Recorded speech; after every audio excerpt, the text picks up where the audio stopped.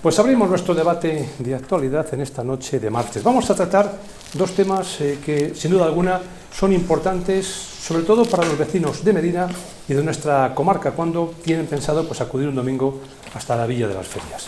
Contamos esta noche con la presencia de Isabel Viña, que es la delegada sindical de UGT. Señora Viña, buenas noches. Muy buenas noches. Contamos con la presencia de Javier Cuevas, director de esta casa y, por supuesto, un hombre que conoce bien como es Medina del Campo y todas las empresas, todo el comercio. Javier, buenas noches. Buenas noches. Contamos con el responsable sindical de Comisiones Obreras, Isidoro Hernández. Buenas noches. Hola, muy buenas noches. Que hay veces que le confundo usted con Isidoro Álvarez, que es el propietario del Corte Inglés. Voy a decir una cosa, ya me gustaría, no porque estaría más cerca de irme a otro sitio.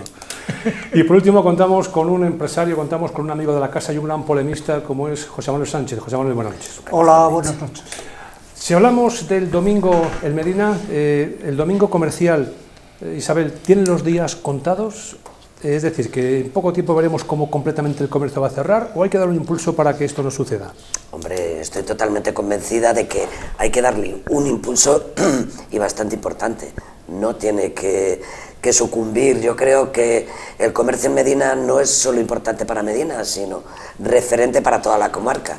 Recuerdo de pequeña cuando entre 8 hermanos nos juntábamos los 4 o 5 y aprovechábamos todos en el 600 el viaje a Medina para comprarnos la ropa que se suele decir para todo el invierno. No, por favor, vamos a ver, los tiempos han cambiado.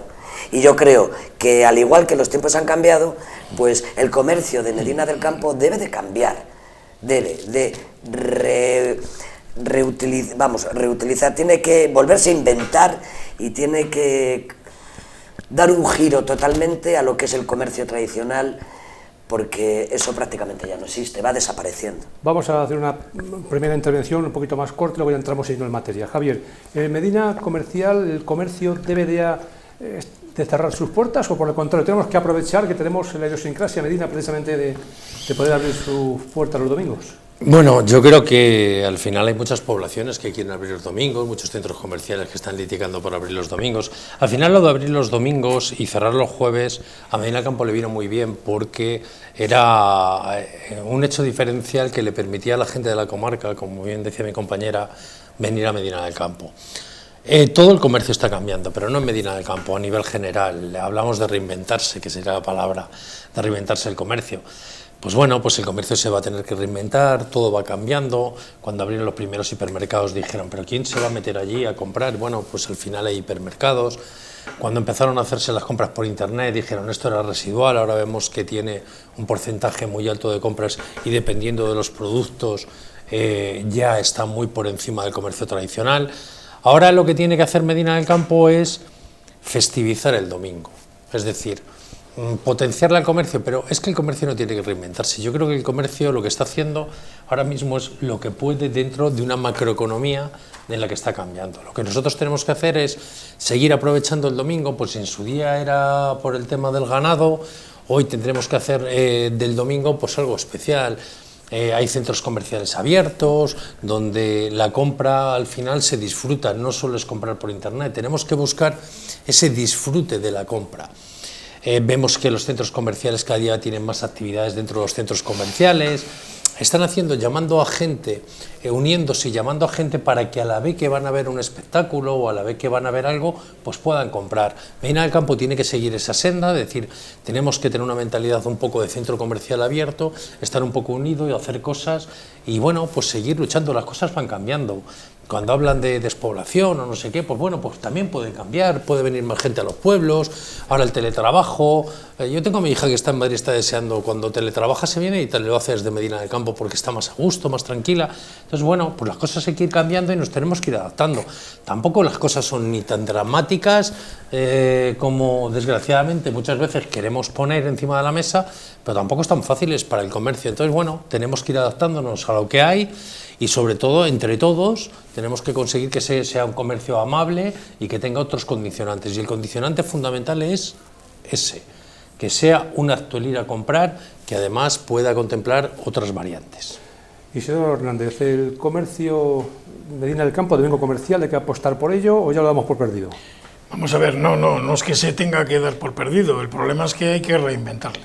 O sea, el modelo de comercio de dominical como bien decía Javier, abrir los domingos, cerrar los jueves, es algo que está sentenciado y que aquí lo demostramos en los últimos años, cada vez es menos, tiene menos actividad y lo que hay que hacer evidentemente es darle un nuevo ímpetu y un nuevo giro a la forma de entender el comercio, no como algo que atraiga a la gente, sino al revés, como un elemento más, que yo creo que he empleado el término correcto, es la festividad del domingo como un elemento que traiga a que la gente venga a Medina por cualquiera de las ideas que se pongan por encima de la mesa y tenga mayores la posibilidad del comercio. Para eso hay que cambiar también la mentalidad de los propios del propio sistema productivo comercial que tenemos en Medina. Es decir, no es lo mismo tener 50 tiendas, lo del número es cogérmelo como ejemplo, tener 50 tiendas que cada una forma desesperada, a que sean 50 tiendas enfocadas desde una visión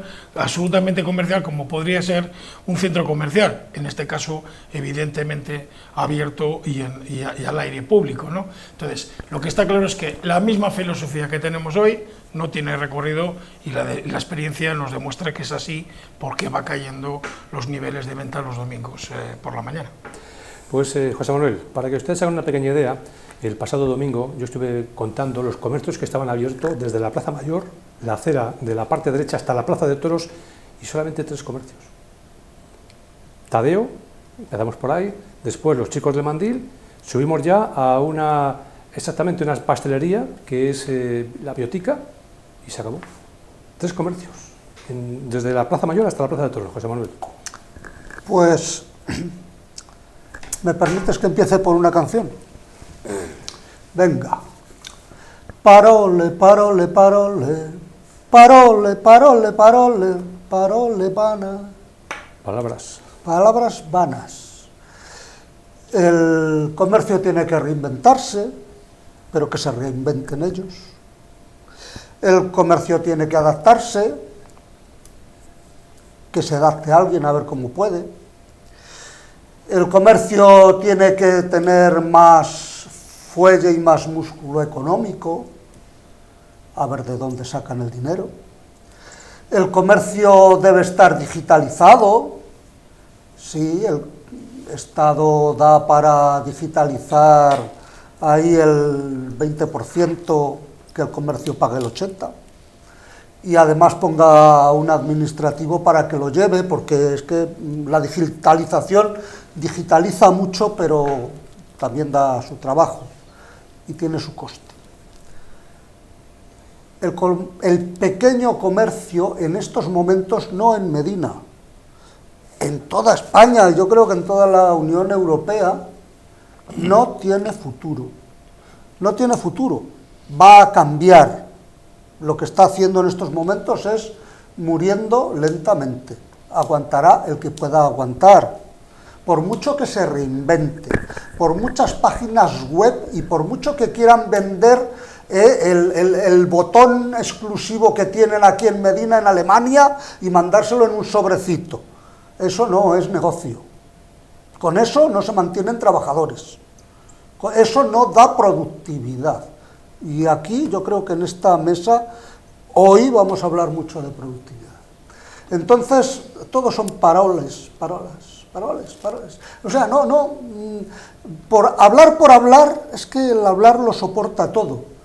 Pero es que cuando un comerciante tiene que subir la persiana y poner en marcha el negocio cada día, solamente subir la persiana ya cuesta mucho.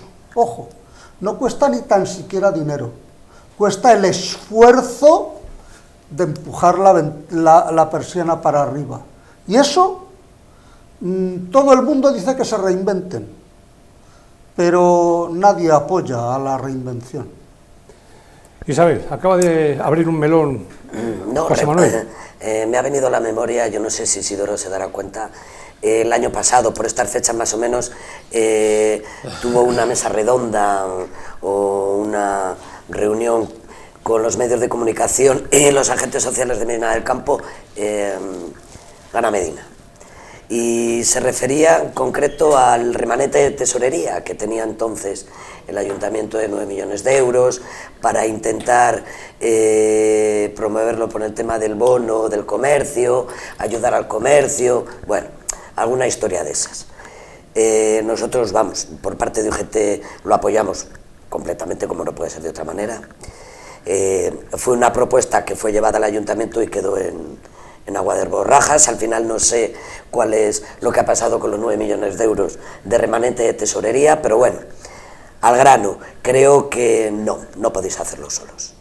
Estoy totalmente convencida. No. Aquí, si queremos que las cosas cambien, tenemos que echar una mano todos. Eso es verdad. A ver, antes, perdona, voy a poner un apunte y luego, si no te importa. Por supuesto. Un pequeño negocio antes, un pequeño comercio antes se llamaba un negocio. Tienes un negocio. Ahora un pequeño comercio no es un negocio. Es decir, no aporta valor suficiente como para poder mantener el ritmo de ese negocio y poderlo ampliar. Con lo cual, como no puede ir para arriba, tiene que ir para abajo. Javier. Bueno, lo mío no son palabras, lo mío son que estoy metido en ese saco, son hechos reales, ¿no? Yo recuerdo cuando empecé en este mundo de la comunicación, lo más importante que teníamos era un periódico en papel. Y la radio, porque la gente tenía aparatos de radio en casa. Hoy en día, muchos años después, el papel ha desaparecido. Todo el mundo tiene un móvil. Nos hemos tenido que adaptar a lo que ha ido cambiando el sistema del resto de la gente. No somos nosotros. Entonces, si la gente tiene que tener la radio, en cualquier momento tocar un botón y te tiene que poder escuchar. Hoy en día la digital, durante los 2 últimos meses hemos sido el primer periódico digital de toda la provincia de Valladolid, por encima del norte, del mundo, del Día de Valladolid. Eso era impensable porque cuando nosotros hicimos el periódico digital por primera vez casi pensábamos en los ordenadores y no pensábamos tanto en los móviles, porque entonces los datos eran más caros, pero todo va cambiando. Hoy el 85% de la gente que nos lee en el digital nos lee desde un teléfono móvil. Hoy hay muchísima gente, hicimos la prueba cuando teníamos a Antolín, porque desbordan las previsiones, había tanta gente oyéndonos desde el teléfono móvil casi que como desde la radio. Entonces te tienes que ir adaptando a muchas situaciones. El comercio, ¿cómo se puede adaptar? Yo estoy contigo, yo conozco el comercio. Habrá cosas que tengan un valor añadido. Es decir, tú cuando vayas a comprar muebles vas a preferir verles, sobre todo si son muebles caros. Es verdad que puedes pedir ropa, te la pruebas, la devuelves sin coste, pero luego hay ropa que prefieres probártela si la tienes aquí. Habrá que ir viendo cómo van evolucionando esas situaciones. Que el comercio no es un negocio, ni el comercio ni los medios de comunicación, estamos en una población que los negocios, los pequeños negocios se han convertido, pues bueno, pues en un pequeño autoempleo. Si puedes dar 3, 5, 7 puestos de trabajo, mejor que mejor. Vamos, cuando hablemos de empresa, cuando a nosotros nos ponen como empresa muchas veces y nos meten en el saco de la empresa, me gustaría ser empresa, porque al final el que está en el comercio está barriendo el comercio, limpiando el comercio, se va a Madrid a comprar o a Murcia o a donde vaya a comprar, viene, lo coloca. Quiero decir, antes éramos trabajadores mejor pagados, hoy en muchos casos ni eso. Y de hecho, el acceso al negocio cada día está más complejo. Estamos viendo, y yo tengo esa prueba por otros motivos que no voy a contar ahora, cómo los distintos locales no tienen ningún tipo de aceptación porque una persona ya no quiere abrir una pescadería, prefiere ir a Gadis. Pero también es porque su sistema de vida ha cambiado y porque antes el tener su propia pescadería abierta, por decirlo de alguna manera, le implicaba un esfuerzo físico muy grande con respecto a un trabajador de un supermercado, pero ese esfuerzo físico se veía recompensado con bueno, pues al final del mes, con una diferencia económica. ¿Cuál es el problema? Que esa diferencia a las empresas, pequeñas empresas, se les está explotando de tal manera, se les está exprimiendo de tal manera en impuestos, que como no cambia el sistema de gobierno en el sentido de decir no se puede seguir exprimiendo a esta gente porque ya no tiene mucho más y lo que estamos es matando la gallina de los huevos de oro. El problema que está teniendo es que hoy en día nadie quiere meterse a hacer un negocio porque no tienes una rentabilidad y un rendimiento para el esfuerzo que tú desarrollas. Con lo cual la mayoría de los locales y los pequeños negocios no están porque no tienes un rendimiento. Te prefieres irte a Gadis de pescadero que poner una pescadería. Porque hoy en día los negocios soportan un esfuerzo fiscal que no existe en ningún país de Europa. Isidoro. Bueno, vamos a ver. Hay algunas cosas que me gustaría poner encima de la mesa. Es decir, que el comercio tiene un problema de fondo es evidente. Si no fuese así, no habríamos perdido el 25% del pequeño comercio en los últimos 10 años. Con lo cual es evidente que hay una enfermedad y que hay que buscar una solución. Porque si no, como bien se dice, llegaremos a un momento donde el pequeño comercio, el comercio de proximidad, acabará desapareciendo por inanición, propiamente dicho. Pero hay que plantear algunas cosas, claro, evidentemente. ¿La digitalización es importante? Sí. Otra cosa distinta es que la digitalización haya que buscar las líneas de financiación que tienen que dar las administraciones públicas. Bien sea con fondos europeos o con fondos nacionales, pero tienen que ponerse encima de la mesa. Lo que no tiene sentido es que en estos momentos más del 70% del pequeño comercio, a lo más que tienen en muchos de los casos es el correo electrónico e internet para poder funcionar, y en el mejor de los casos si tiene una página web. No tiene los elementos como seguridad, inteligencia artificial, viabilidad en el sistema. Por lo tanto, el elemento de la digitalización es importante, porque hay un elemento que es básico. Vivimos en la sociedad de la comunicación. Como bien decía Javier, es que hoy con un teléfono lees la prensa, ves vídeos, ves televisión, es decir, estamos en estos momentos en la tecnología de la comunicación. Si no queremos ver eso, pues tendremos un problema de fondo. Que tiene que haber ayudas públicas, claro, y bien centradas. Y no es porque no las haya, algunas veces es porque son tan suficientemente complicadas que no permiten que lleguen donde tienen que llegar. Y pongo un ejemplo. En el plan territorial de fomento, que hemos estado viendo la semana pasada, hay 225.000 euros para desarrollar el tema del comercio en Medina del Campo como un elemento estratégico. ¿Qué es lo que se tiene que plantear? ¿Cómo se van a destinar esos 225.000 y en qué? Porque si eso va a suponer la implementación de una página web en el conjunto de todas las tiendas, pues igual funciona, o igual no, porque claro, no es lo mismo, como bien se decía, la digitalización en una tienda que vende colchones a una tienda que vende pan, jamón, quesos y vinos. Está clarísimo que tiene que haber un elemento de corrección.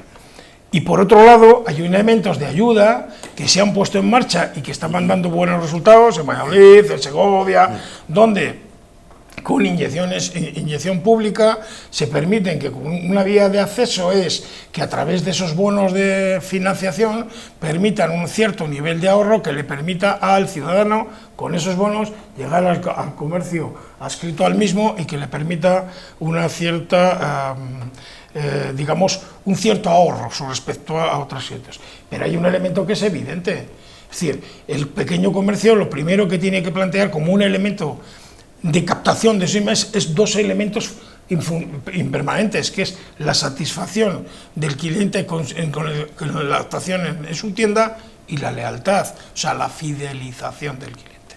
¿Qué ocurre? ¿Por qué es posible que en una situación complicada, como todos reconocemos en el comercio de proximidad de Medina, resulta que las grandes plataformas de venta digital están funcionando? ¿Por qué los propios responsables de correos te reconocen que cerca entre un 30 y un 45% de su servicio es distribución de paquetes de Amazon? Más frío que Amazon no hay nada. Pero en cambio resulta que contra eso, que es verdad que es complicado en precio y en oferta, pero es cierto de que ese elemento de cercanía y de tal está, ¿no? Y el tema de los impuestos, hombre, pues hay un dato, y con esto termino. Hay un elemento que creo que es reflexivo. ¿El sistema de impuestos de este país puede ser alto o bajo? Pues no lo sé, porque depende de dónde escuches, pues resulta que estamos aquí o estamos aquí, depende cómo se comente. En el esfuerzo fiscal no. Pero hay un elemento... No estamos ni aquí claro, ni aquí, pero hay un elemento que es verdad, y es que la presión fiscal a las empresas no es la misma. Es decir, hay gente con una presión fiscal, sobre todo autónomos con el 20, el 22, el 25%, y otros en cambio con el 8%, a pesar de ser grandes corporaciones. José Manuel. De este tema llevamos hablando muchísimo tiempo, ¿no? No hoy. Sí. Hace décadas. Sí. Medina del Campo, centro comercial abierto, estuvo funcionando y planificando y haciendo que si Madrid, que si las comunicaciones, que si esto va a ser un centro comercial no sé qué, que vamos a poner pantallas luminosas, que tal dinero público y tal dilapidadillo Al final, bueno, después del Medina Comercial, Centro Comercial Abierto, el ayuntamiento dijo hay que digitalizar, porque esto hay que digitalizarlo, porque es que ahora solo se vende en internet, tal. El ayuntamiento ha estado manteniendo a una empresa para que todas las empresas que quisieran se fuesen adhiriendo a ese gran supermercado electrónico que podía poner en tal, hasta que el ayuntamiento pues se cansó porque ni Rita compraba en la oferta electrónica de tal, ni en pandemia. Quiero decir, las soluciones que se ven son que la administración apoye, que la administración ayude, que la administración, oiga, pero si el comercio de Medina cuando surgió y cuando se mantuvo no tenía ningún apoyo de la administración, pero ninguno. El comercio nació por sí mismo, porque venía a cubrir unas determinadas necesidades. Y esas necesidades, lamentablemente, han cambiado. Han cambiado, el mundo ha cambiado. Nosotros nos queremos aferrar de alguna forma, queremos tener los dos mundos, el mundo nuevo, pero conservando el mundo viejo. Y eso no se puede. Por mucho que las empresas, las pequeñísimas empresas se digitalicen y quieran vender online y tal, es un mito. Es una forma de terminar de sacarles el poco dinero que les queda en el bolso. Por supuesto que se puede tener una página web, por supuesto que se puede tener un poco de visibilidad en internet, por supuesto que hay medios incluso baratos o gratis casi para poderlos tener, pero eso, en definitiva, no produce nada. No produce nada en principio porque lo que puede ofrecer esa pequeña empresa no es rentable, no tiene rentabilidad. ¿Por qué la gente compra en Amazon ya que es tan frío? Porque encuentra desde una arandela hasta un brillante. Y eso no lo puede ofrecer una pequeña tienda. Pero ninguna. Y puestos a que el pequeño comercio se digitalice a tope, a lo máximo o tal, ¿por qué la gente va a fidelizarse más con una zapatería que le puede ofrecer 27 pares de zapatos distintos a comprar en Amazon o en el Corte Inglés y vaya por delante la publicidad? Si la oferta es mayor, y probablemente los precios, y probablemente el servicio, y probablemente las formas de financiación, y probablemente tal. Ese esfuerzo lo tiene que hacer toda la administración. ¿Y de dónde lo tiene que hacer la administración? ¿Sacándoselo en impuestos a las pequeñas empresas? O sea, ¿en qué círculo vicioso nos queremos meter? Es que este tipo de cosas está muy bien hablar por hablar, pero lo que hay que hablar es del día a día del pequeño comercio. Y hay una muestra, y termino con esto. Comerciante que se jubila, comerciante que baja la persiana y nadie la vuelve a subir.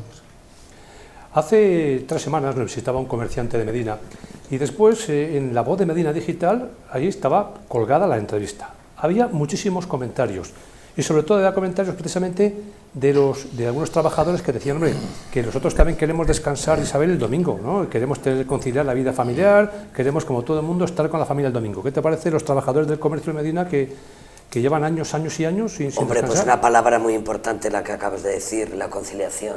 La conciliación es algo básico y algo por lo que hemos visto después del acuerdo que se ha firmado hoy para un futuro gobierno es la conciliación laboral y familiar. Lo comprendo, es lógico. Hace pocos días me reunía con los trabajadores de Castilconfort.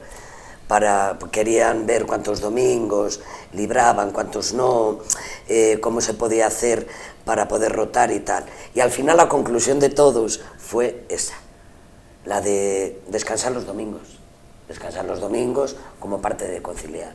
a la hora de conciliar. Pero también es verdad que dentro del convenio de comercio está estipulado la apertura de festivos. Por lo tanto, es jugar con la legalidad dentro de la conciliación. Javier, el papel de los trabajadores en el comercio en Medina. A lo mejor si en algunos sectores se descansa sábado y domingo, pues no va a hacer falta que vuelvan al trabajo. Porque si en un restaurante descansan sábado y domingo, Claro. el 75, hombre, ya va bajando, ¿no? Pero si el 75% de las ventas de los muebles se hacen en el fin de semana, pues a lo mejor si no se trabaja el fin de semana, pues a lo mejor lo que no se necesitan es tantos trabajadores. Entonces hay que saber diferenciar los sectores donde está. Me imagino que el cirujano, el camarero, hay un montón de la gasolinera que le gustará descansar, pero el mundo gira y hay sectores y sectores. A mí me gustaría que dijeran, bueno, que se paralicen todas las noticias de sábado y domingo y luego ya el lunes por la mañana que empiecen todas las noticias, pero la realidad no es esa. Yo voy a entrar en una cosa que parece que no hemos tocado. La realidad, y voy a entrar por tu final, Pepe. ¿Cuál es el gran problema que tiene ahora mismo el comercio? Decías tú de Amazon, pero no realmente. Amazon sí ha logrado hacer una oferta gigante, te llega a todos los lados, pero ¿cuál es el real? ¿Cómo compites con Amazon? Tú estás pagando un IBI, tú pagas aquí unos impuestos, tú tienes que pagar a los trabajadores, tú apuestas por un tipo de compra. ¿Dónde tributa Amazon? O te lo pongo en mi ejemplo en la publicidad. ¿Dónde tributa la publicidad? Yo pago todos los impuestos aquí. ¿Dónde tributa la publicidad que tú ves en Google, en Facebook, en YouTube? Quiero decir, ¿podemos estar soportando que tenga una tributación distinta en Irlanda y que se esté vendiendo aquí? Pues no lo sé, pues es algo que a lo mejor es una reflexión que debemos de hacerlo si estamos en las mismas condiciones de venta. Claro que sí. Pero luego, al final, acabamos siempre en el mismo tema. ¿Por qué el mercadillo dominical sigue teniendo muchísima gente? Y tiene más o menos dependiendo del nivel de los puestos, porque ya mi mujer me lo cuenta todo, dependiendo si vienen los puestos más con mejor género, con peor género y demás. Pero es una manera, una fórmula que van, se pasea y es esa historia de la compra.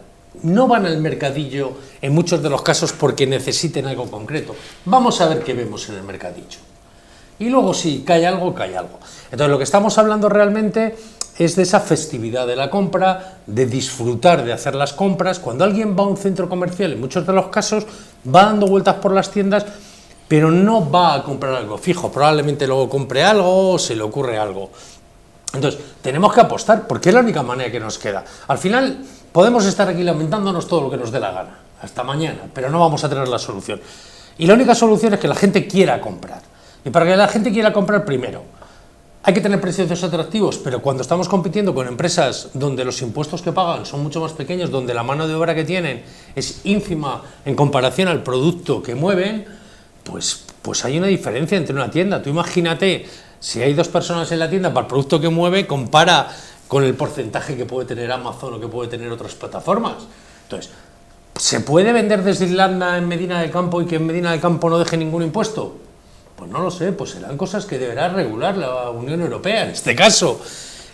Mañana si Irlanda se convierte o Luxemburgo se convierte en un paraíso y dice que Amazon le cobra solo el 2% y aquí alguien tiene que pagar, ¿se va a permitir eso? No lo sé, pues es un planteamiento sobre este tipo de multinacionales que en este caso no nos corresponde casi ni a España, deberá ser la Unión Europea el que vaya tomando conciencia, porque estoy convencido que lo mismo que nos está pasando aquí, pasa en Alemania, pasa en Portugal, pasa en todos los sitios. Entonces, es una historia que ya nos trasciende a todos, es una historia de decisión de la Unión Europea. ¿Queremos tener tiendas que den servicio a las localidades? ¿Sí o no? Y si queremos tener tiendas, ¿cómo van a poder competir estas tiendas? ¿Vamos a seguir permitiendo que Amazon te mande desde un país con una reducción de impuestos importante al resto de los sitios? ¿Sí o no lo vamos a dejar? ¿Google va a poder seguir emitiendo, vendiendo, no sé qué, pagando esto? ¿Sí o no? Pero es una cuestión de la Unión Europea que tendrá que tomar una decisión, como se toma en otros niveles de agricultura, como se toma en otros niveles de industria, y tendrá que tomar una decisión qué tipo de ciudades quiere. Isidoro. Sí.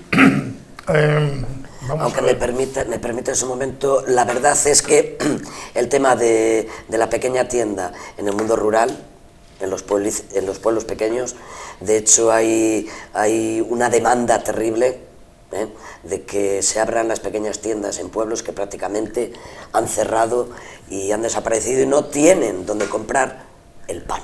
Si no va una furgoneta, si no se traslada una furgoneta que ya, a la vez que lleva el pan, lleva un poco de todo, ¿no? Es acuciante. En el mundo rural, la España vaciada, el pequeño comercio es necesario, es que está cerrando. Por lo tanto, abogo por la cercanía, por la calidad y la proximidad.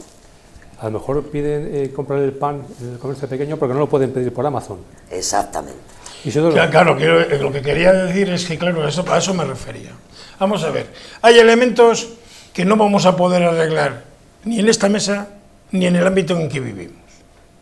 O sea, que Amazon es un gigante que vende en todo el planeta, es indiscutible. Estamos haciendo publicidad. Que evidentemente eso tiene que estar regulado por el ámbito europeo, pues está claro. Y que trabajan donde trabajan porque pagan los impuestos que pagan. Hombre, igual que las empresas del IBEX cotizan fuera de este país. O sea, que es que aquí cuando empezamos a hablar de política de impuestos, pues todo vale. Ahora bien, hay un elemento que es evidente, y es una de las pocas herramientas que le queda al comercio, de proximidad hablo, como un elemento cercano, es la fidelización de sus clientes, como un elemento cercano. ¿Eso sí ni que es fácil? No. ¿Cómo va a ser fácil? Si fuera tan fácil, Amazon no habría crecido como ha crecido. Cuando digo Amazon, entiéndaseme, hablo de Amazon y de otros tipos de plataformas que no son estas, incluso con menos peso, pero que empiezan a tener peso, Wallapop, no sé qué. AliExpress, Shein, quiero decir que estamos hablando de plataformas de ámbito mundial que trabajan desde China o desde Estados Unidos y que hacen el reparto. Pero también es cierto, y es que lo que está claro, y volviendo al principio de la primera pregunta que nos hacías, Javier, el comercio, tal y como está diseñado en estos momentos en Medina, en el campo, ¿tiene futuro tal y como está? No. Porque además hay un elemento gráfico. Yo no vivo en Medina, quiero decir que yo no puedo tener esa distorsión de vivir en el ámbito en el que me muevo, pero yo sí oigo decir, joder, es que el mercadillo viene los domingos y hay mucha gente que va al mercadillo, aprovecha la coyuntura, dan poseo, compra no sé qué, o compro la fruta, o aprovecho no sé cuál, pero resulta que le tenemos a la otra punta del pueblo, a la otra punta del pueblo, cuando resulta que todo el centro, la gente viene, va hasta allí, aparca, porque no hay hora, compra, toma un vino o un café en los dos bares que están cerca, monta el coche y se va. En cambio no bajan al pueblo. La pregunta es, ¿no se podía buscar otra ubicación que permitiese a que esa gente que venga al pueblo aprovechase y tomase en la zona el vino o visitara la tienda que vende zapatillas o yo qué sé, la que está en estos momentos? Eso es a lo que nos estamos refiriendo. Es decir, la gente puede venir a Medina porque haya cosas, y entendedme cuando digo cosas, hablo de los comuneros y emperadores, hablo de no sé qué, que te vienen y a la vez que vienen hacen otro tipo de compras. Porque lo que está claro es, ¿alguien puede venir a Medina del Campo a comprar un domingo? Sí, ¿quién? Aquel que vaya a comprar un sofá, un buen mueble, un no sé qué, pero se quedan las afueras del pueblo, porque todas las tiendas de muebles son fundamentalmente a la entrada de la Avenida de la Constitución. Y entonces el resto del asunto es, ¿alguien va a venir aquí a comprar una camisa un domingo? No. Otra cosa es que yo venga a hacer no sé qué, la veo y digo, pues me puede interesar. Es decir, lo de la festivización del domingo como un elemento de captación. O sea, bajar los mercadillos a la Plaza Mayor. Es una idea que... Un detalle. Nosotros, cuando hemos hecho los estudios, siempre hay motores de atracción, que en muchos casos, por ejemplo, en Arévalo son los restaurantes, fíjate. ¿Sí? En Arévalo es el restaurante el motor de atracción. Hay empresas que son en Medina del Campo durante muchos años, el motor de atracción ha sido el mueble. El mueble ha sido el motor de atracción de muchísima gente que venía a comprar muebles y luego bajaba, se quedaba a comer, se le hacía tarde, eran las 2 de la tarde, daba una vuelta, tomaba algo. Entonces, siempre tiene que haber, en este caso puede ser un mueble o puede ser una pequeña feria que tú tengas aquí o algo que tú hagas, es el motor de atracción. Una cosa es el motor de atracción y otra cosa es que luego se compra ahí. Entonces, hay que buscar cuáles son los motores de atracción para que venga gente un domingo. José Manuel, para cerrar el capítulo ya del domingo comercial. Pues ahí vamos. Los medinenses, los que vivimos en Medina, no necesitamos que el domingo esté abierto, ni el sábado por la tarde. Se puede conciliar perfectamente. Yo puedo comprar el viernes, el jueves, el lunes, el martes, cuando mejor me venga. No, necesitamos quizá flexibilidad de horarios, eso sí, porque si estamos trabajando y salimos a las 6 de la tarde, pues a lo mejor el comercio tiene que estar abierto hasta las 9:30, para que a mí me dé tiempo a comprar. A lo mejor el horario del comercio no tenía que ser, estar tan regulado con el horario, pongamos, industrial o de servicios, ¿no? O sea, podría estar desregulado. Si queremos que venga gente de fuera, podemos traerles de muchas formas, porque haya mercadillos, porque haya ferias en la plaza, el tema de bajar el mercadillo a la plaza, llevamos ya medio siglo discutiendo de eso, yo por lo menos, a lo mejor más de medio siglo. No es la solución. El mercadillo está en Medina.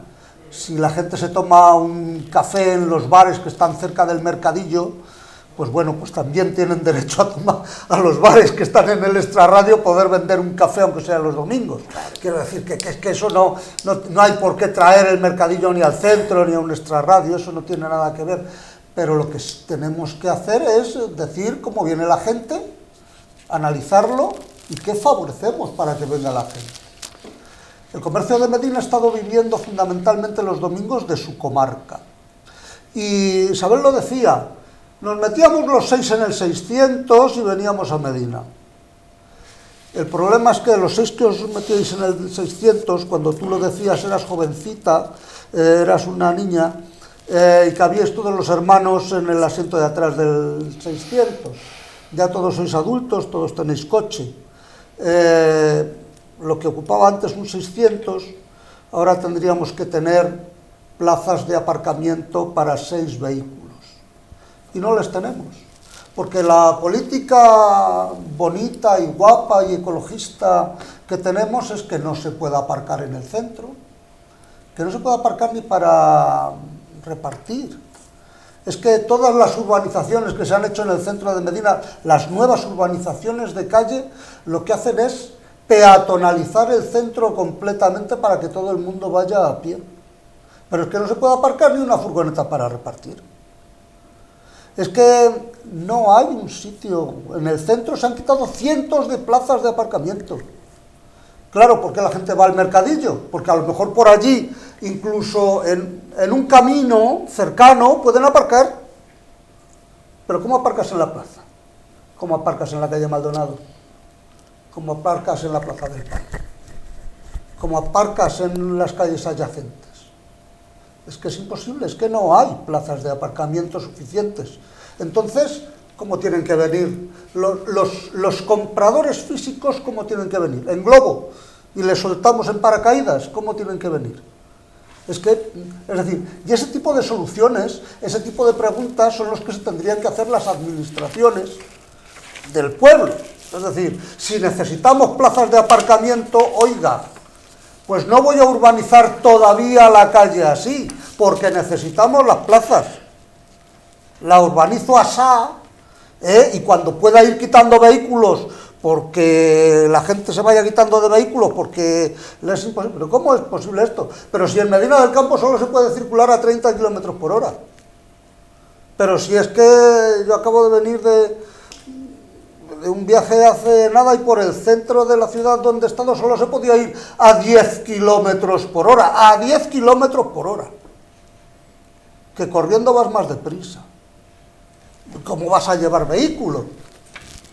Entonces, bueno, pues, pero eso no importa, porque lo que importa es decir que somos muy ecológicos, que no vamos a consumir, que nos vamos a comprar todos un coche eléctrico, aunque tengamos que empeñar nuestro sueldo de 10 años para poder pagarlo.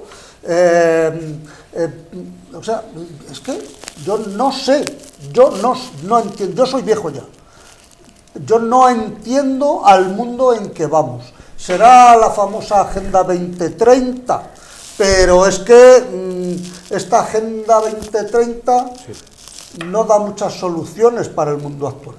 Bueno, pues dejamos el primer tema, que era, como ustedes han estado escuchando, el domingo comercial en Medina del Campo, y al final que cada uno traiga sus propias conclusiones. Y un segundo tema, pues es un poco similar, porque estamos hablando de disminuir la jornada laboral a 4 días. Y yo no sé si los sindicatos, en este caso, Isabel, estáis de acuerdo en esa reducción de jornada, es decir, de lunes a jueves.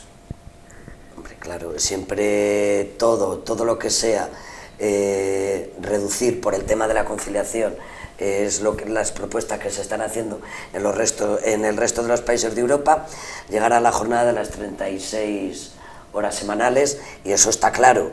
Hay que estudiarlo y depende del trabajo. Javier, reducir a 4 días la jornada no laboral. Uno? ¿Por qué 4? Que la ha propuesto 4. No, pero ¿por qué no 1?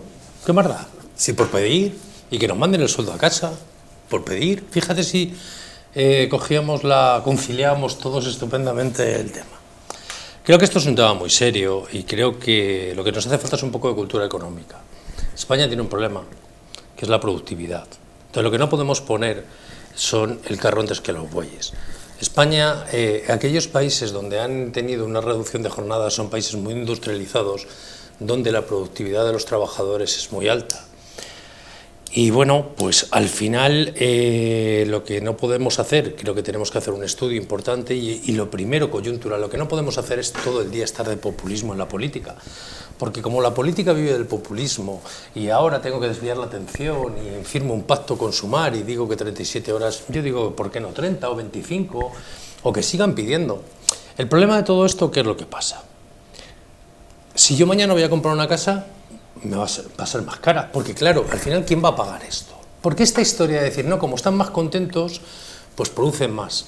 O sea, me está usted diciendo que yo le rebajo la jornada y el que me está poniendo los ladrillos de mi casa va a poner más. Que el cámara que tenemos aquí, pues si le reducimos la jornada, va a grabar más rápido para podernos ir antes, ¿no? Eso irá en detrimento de algo. Si queremos mantener nuestro nivel de programación, pues tendrá que venir otra persona y esto será más caro y la publicidad será más caro, con lo cual la gente pues no la comprará porque se le irá de precio. Entonces, tenemos que hacer un análisis más exhaustivo en el sentido de que, porque que luego traemos más en el debate de la productividad, me imagino.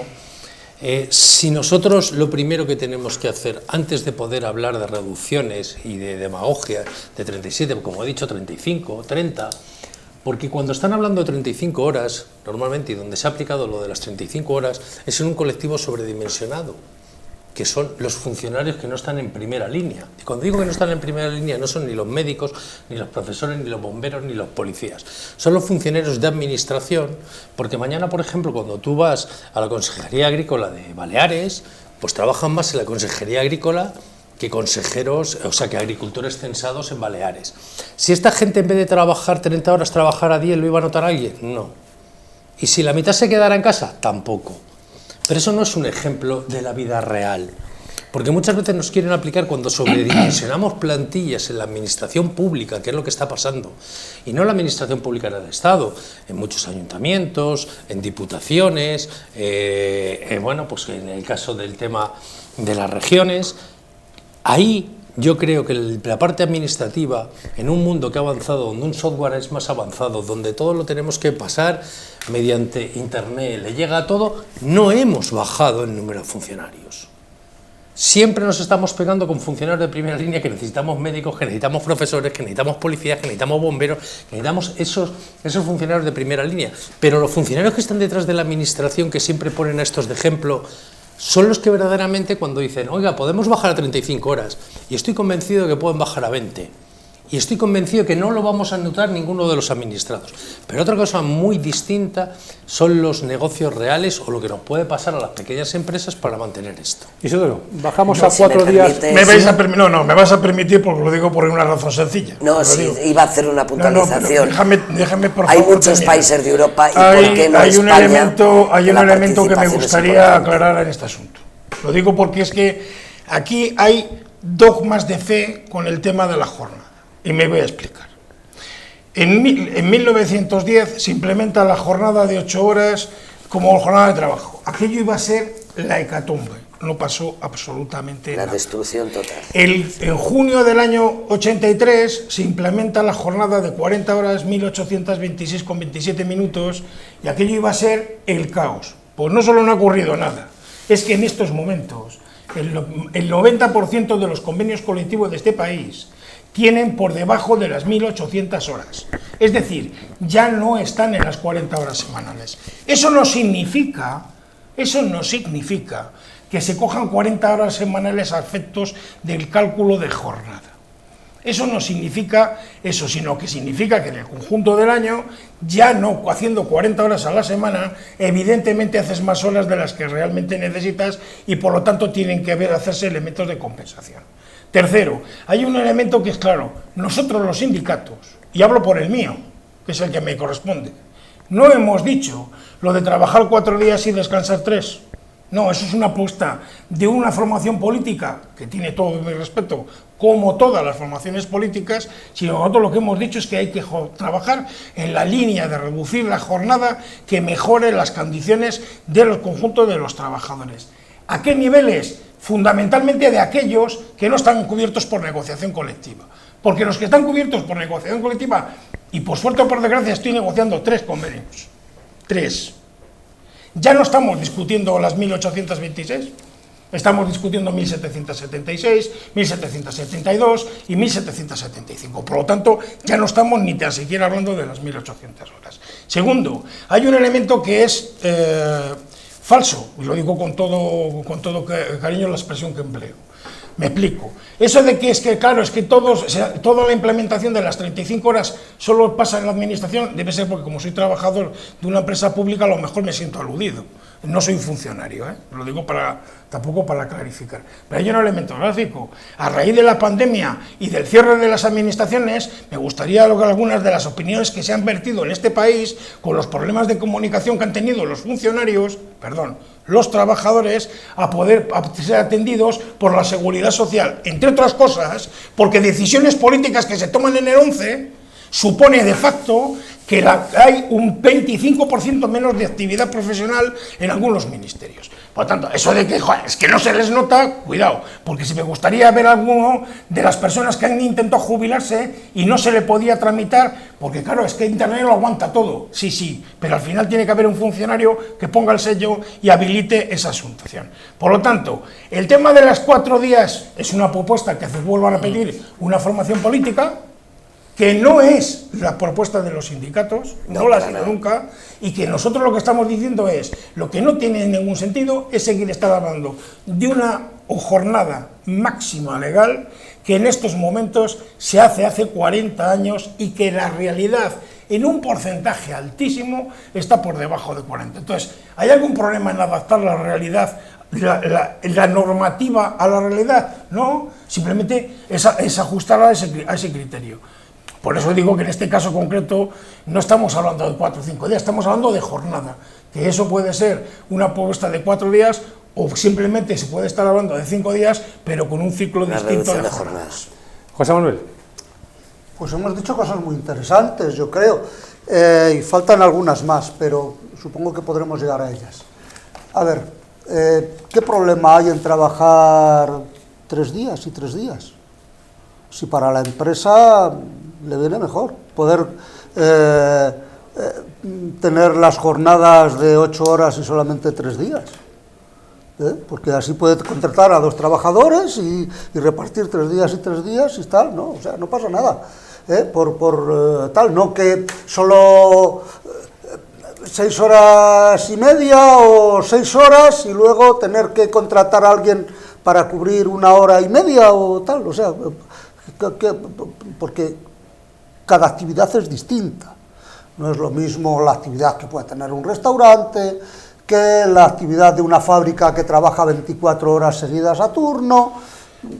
Es que este mundo es muy diverso, ¿no?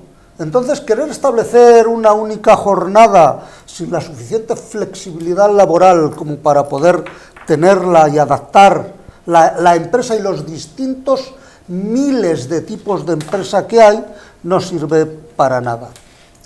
Lo que sí está claro es que con la robotización, que viene encima, es decir, con la inteligencia artificial, la robotización, las nuevas formas de trabajo, está claro que los puestos de trabajo van a disminuir y que como sociedad tendremos necesariamente que reducir nuestra jornada laboral para que todo el mundo pueda poder trabajar unas cuantas horas.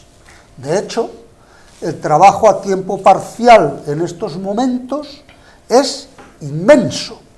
Es decir, personas que trabajan 4 horas de jornada, 5 horas de jornada, están ahí, ¿vale? Entonces, pero por millones. Eso va a llegar, la reducción de jornada es necesaria, no hay otra forma de afrontar el futuro, que reducir la jornada para que todo el mundo pueda pillar, por decirlo de alguna forma, un poquito de trabajo.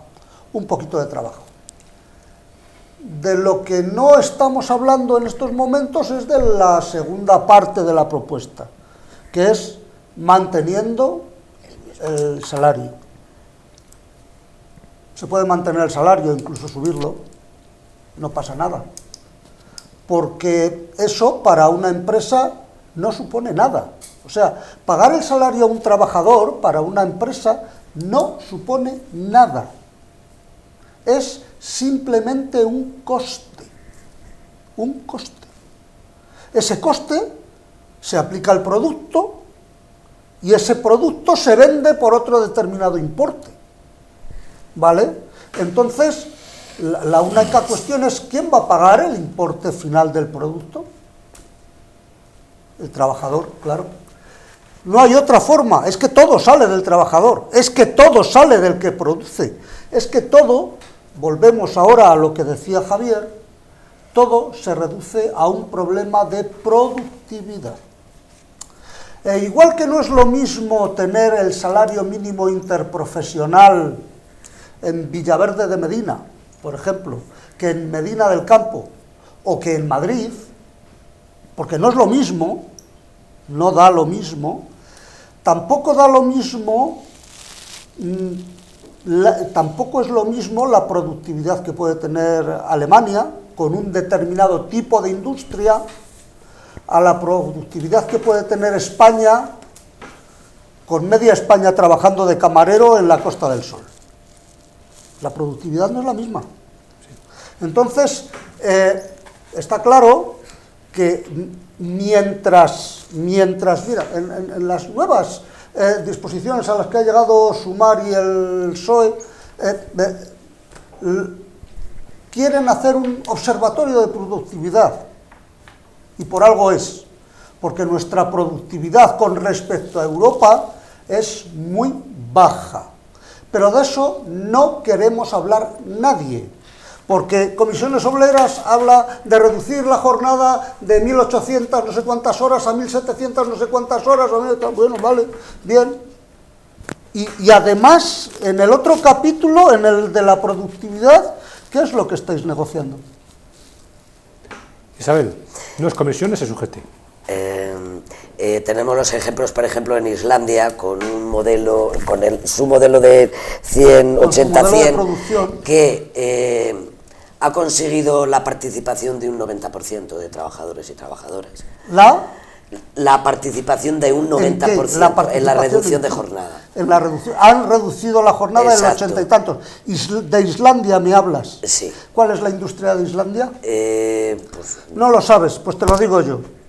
La extracción de petróleo y la venta de gas, ¿vale? Y luego 4 industrias pesqueras, pequeñísimas, por cierto, muchísimo más pequeñas que Pescanova, no tienen nada que ver, que pescan por ahí y congelan el pescado y nos traen unas cuantas cigalas para que nos las comamos por Navidad.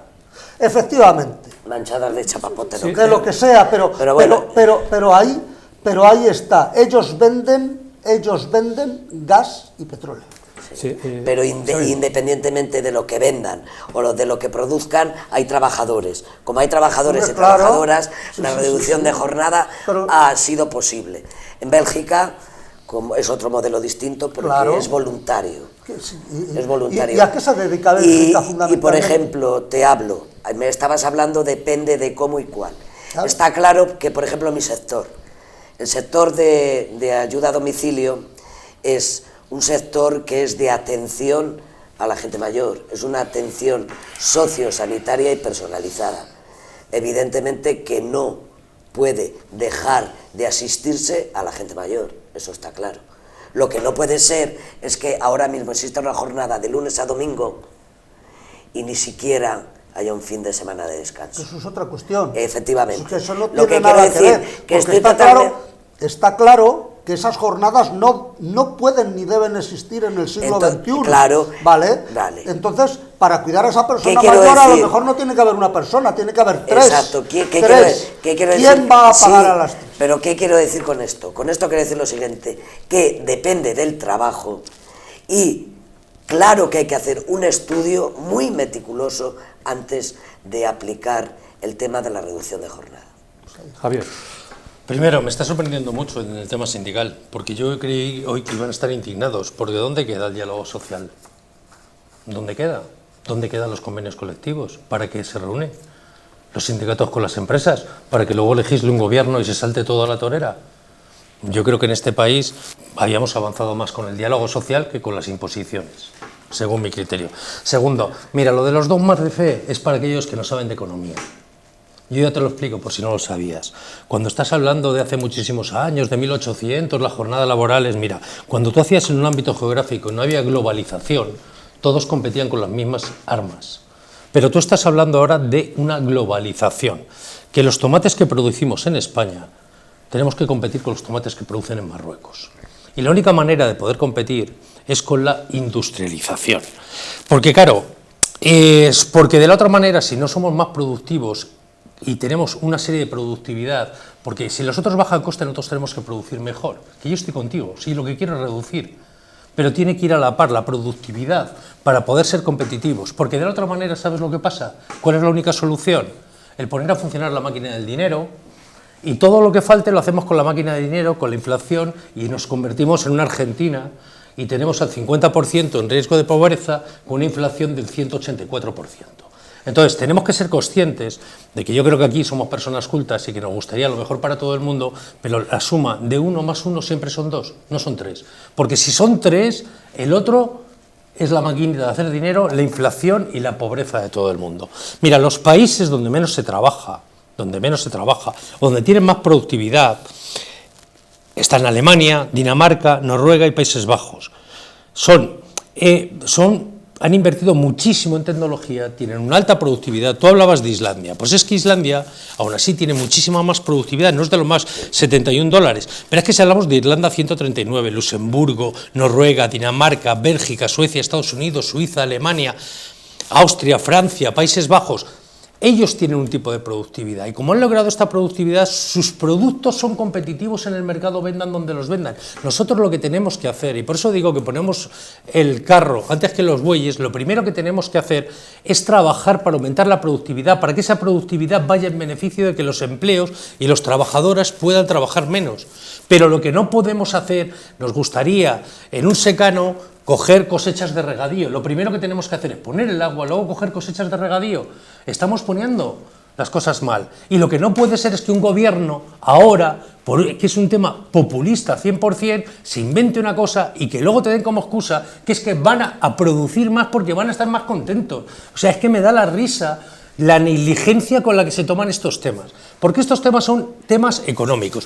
Y si España hoy en día en dólares está en 59, 60 dólares de productividad por hora, nosotros lo que tenemos que hacer es trabajar en este país, y este Estado tenía que estar diciendo, señores, hay que mejorar las condiciones laborales de los trabajadores, y para mejorar las condiciones tenemos que invertir en investigación y desarrollo, y tenemos que invertir en otra serie de cosas, que es en formación, porque la ley CELA, porque la gente que tiene mejor productividad que nosotros está mejor, los empresarios están mejor formados, los trabajadores están mejor formados, hay más movilidad empresarial, y con esto no hablo de despido, sino que los conocimientos de una empresa se llevan a otra, el trabajador se lleva parte de esta empresa a la otra, y todo este movimiento de empresas Esa movilidad de empresas aporta valor añadido a cada una de las empresas. No tenemos, tenemos que decir por qué somos tan poco productivos en España. Eso es lo primero que teníamos que estar hablando, y es de lo que tenía que estar hablando el gobierno, y no estar repartiendo algo, y luego diciendo, bueno, que lo paguen los empresarios, que es que al final, lo acaba de decir Pepe, los empresarios no pagan nada, esto cuesta tanto, producirlo cuesta tanto y lo tengo que vender. Oiga usted, ¿ese muro cuánto costaba? 2.000, ¿y por qué ahora cuesta 2.200? Pues porque los costes del trabajo, más los ladrillos, más el cemento, es lo que vale, y esto vale 2.200, pues no lo puedo pagar. Pues al final vamos a entrar en un movimiento que lo que puede pasar con las empresas es, tú lo puedes hacer de dos maneras, a la tremenda o a las bravas, o hacerlo bien, y decir, vayamos invirtiendo en productividad de las empresas, y en aquellas empresas y en aquellos sectores donde la productividad esté por encima, podemos ir trabajando con el tema laboral de cada uno de los trabajadores. Y en aquellas empresas donde no se haya invertido lo suficiente para la productividad, vamos a fijarnos por qué no son productivas y vamos a invertir en que esas empresas sean productivas, porque estamos en la globalización. Y ya no vale que pongas algo aquí, porque yo no compito con el de al lado. Compito con los países que están a mi alrededor, y eso es lo que teníamos que mirar, y ese es el debate que teníamos que estar, no hablando de promulgas populistas sin un contenido real económico. Yo me vais a perdonar, pero tengo que hacer algunas consideraciones que se han planteado. Primero, el proceso de negociación colectiva es algo que está implementado en este país desde el año 1978. Sí. Por lo tanto, ¿dónde está? En la negociación de todos los convenios en cada día y en cada ámbito, bien sectorial, bien provincial o bien de empresa. De tal manera que eso existe y está funcionando. Segundo, un momento, aquí todo el mundo plantea, claro, es que el tema de la productividad, y yo ahora hago una pregunta y la dejo encima de la mesa.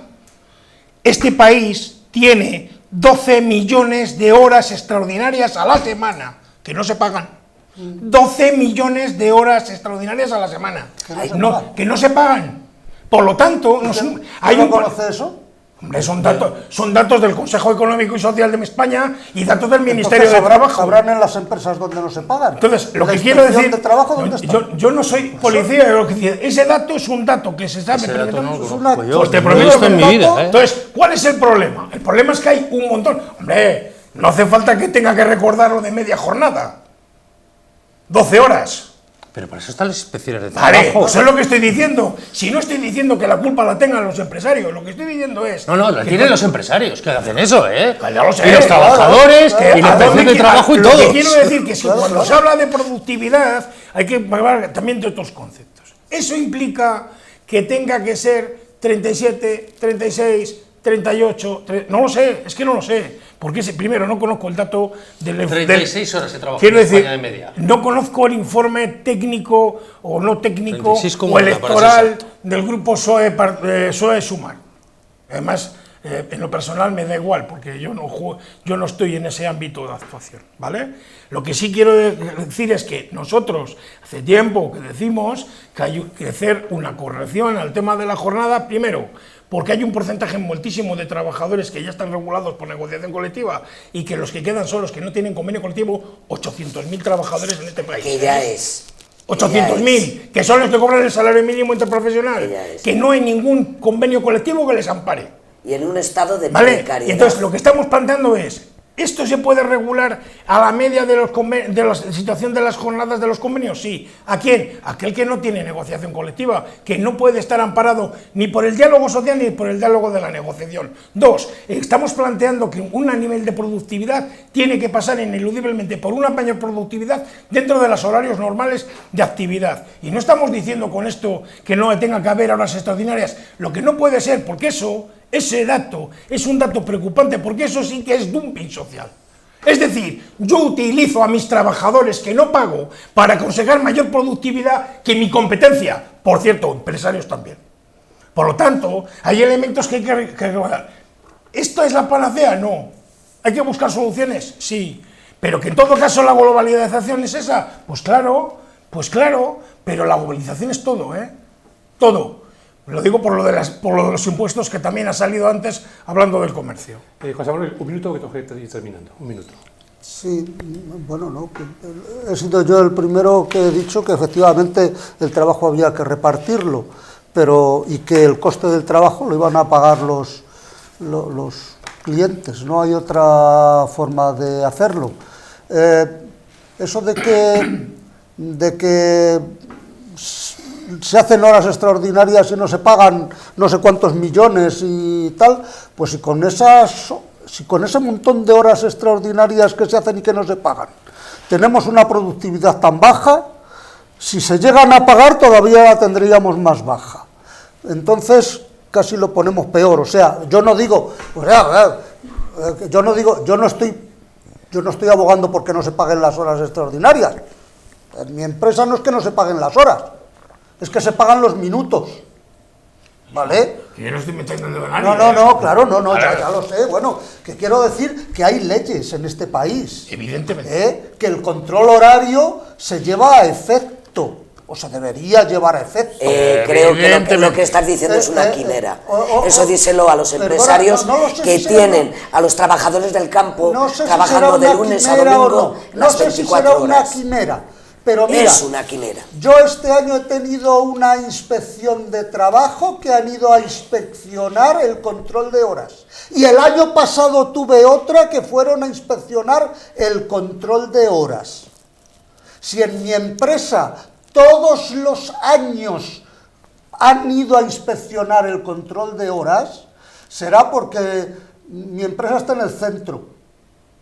Y a los inspectores de trabajo no les gusta mancharse los zapatitos de charol con barro en el campo. Que es donde deberían de acercarse también. Entonces, eso no es una cuestión mía. No será de los que quieren administración a todo tramo. Solo una puntualización.